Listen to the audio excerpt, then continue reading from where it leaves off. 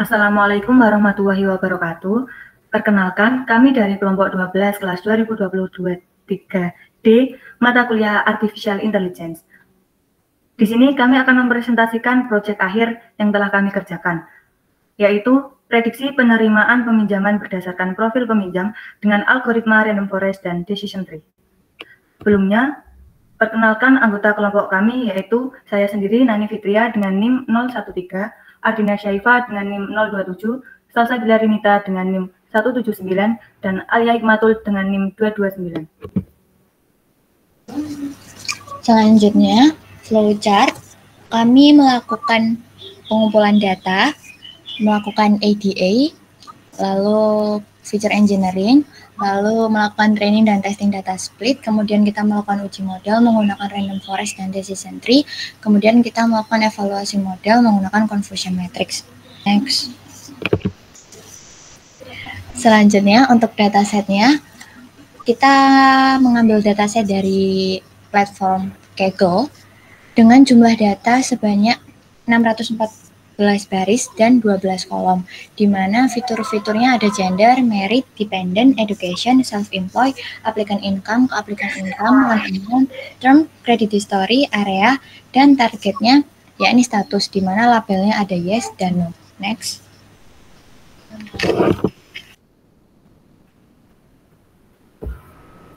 Untuk tahapan proyek yang pertama yaitu kita ada data cleaning. Yang pertama itu mengatasi nilai kosong menggunakan modus atau rata-rata, yang dimana nilai pada fitur discrete-nya itu diisi dengan modus, sedangkan continue-nya itu menggunakan rata-rata. Hal ini bertujuan untuk meningkatkan kualitas data sebelum digunakan dalam model. Next.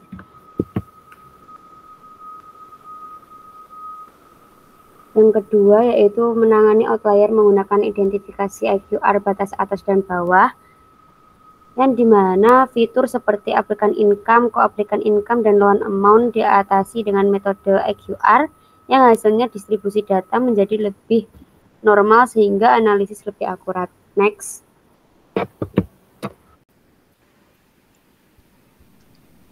Selanjutnya, untuk fitur engineering, itu kami mengubah data yang kategorikal menjadi numerik menggunakan label encoder dan ordinal encoder, di mana label encoder digunakan pada fitur yang tidak memiliki tingkatan, sedangkan ordinal encoder digunakan untuk fitur yang memiliki tingkatan. Untuk hasil fitur engineering-nya itu seperti pada gambar. Next. Selanjutnya yaitu korelasi antar fitur.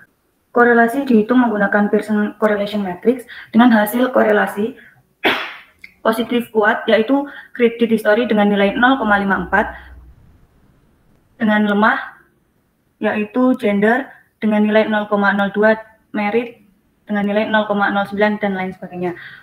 Tidak memiliki korelasi yang signifikan, yaitu self-employed dengan nilai 0,0 dan applicant income dengan nilai 0,0.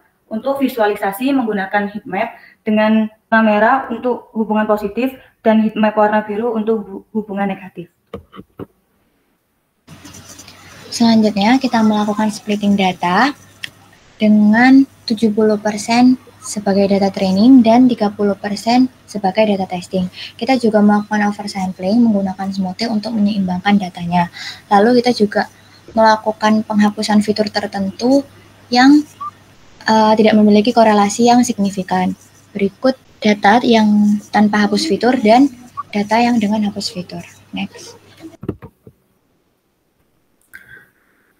Selanjutnya yaitu evaluasi model dengan random forest sebelum dilakukan smooth dengan hasil prediksi, classification report, dan confusion matrix yang menghasilkan hasil akurasi sebesar 77%.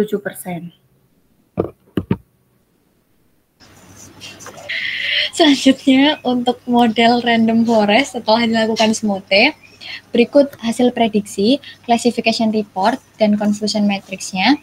Random forest setelah dilakukan smoothie memberikan hasil akurasi sebesar 78%.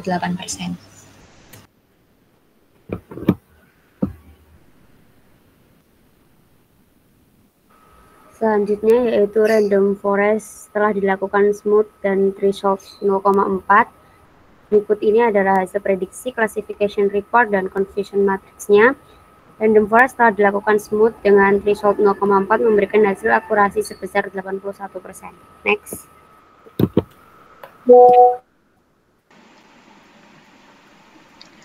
Selanjutnya, untuk model random forest setelah dilakukan smooth dengan threshold 0,4 dan penghapusan fitur tertentu yaitu fitur self-employed dan applicant income itu menghasilkan hasil prediksi, klasifikasi report, dan confusion matrix dengan menghasilkan akurasi sebesar 79%. Next.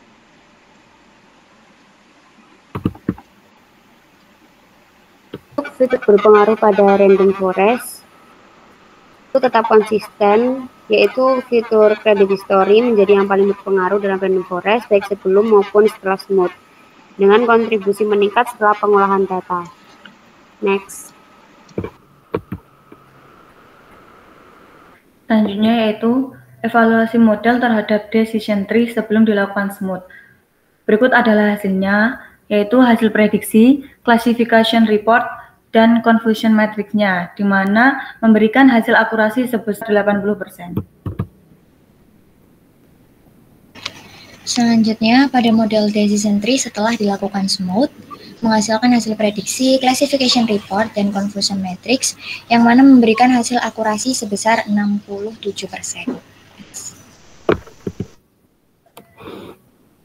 Kemudian untuk evaluation model pada decision tree setelah dilakukan smooth dan threshold 0,4, hasil prediksi, classification report, confusion matrix-nya memberikan hasil akurasi sebesar 74%. Next. Selanjutnya, untuk model decision tree setelah dilakukan smooth dengan threshold 0,4 dan penghapusan fitur tertentu yaitu fitur self-employed dan applicant income menghasilkan hasil prediksi, classification report, dan confusion matrix dengan hasil akurasi sebesar 75%. Next. Selanjutnya, untuk fitur berpengaruh pada decision tree, menghasilkan 3 visualisasi yaitu sebelum smooth, sesudah smooth, dan hapus fitur. Untuk sebelum smooth itu credit history menjadi fitur yang paling berpengaruh dengan nilai 0,60, sedangkan sesudah smooth itu tetap credit history menjadi fitur yang paling berpengaruh dengan nilai 0,58, dan sesudah smooth dan hapus fitur, credit history tetap menjadi fitur yang paling berpengaruh dengan nilai 0,584. Next.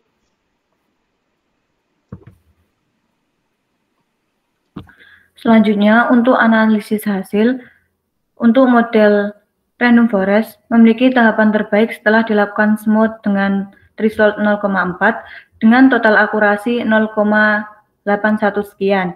Dan untuk model decision tree, tahapan terbaiknya dilakukan sebelum smooth dengan total akurasi 0,80 sekian. Selanjutnya, kesimpulan. Model random forest menunjukkan kinergetik dalam memprediksi penerimaan pinjaman dengan akurasi tertinggi sebesar 81% setelah penerapan teknik smooth.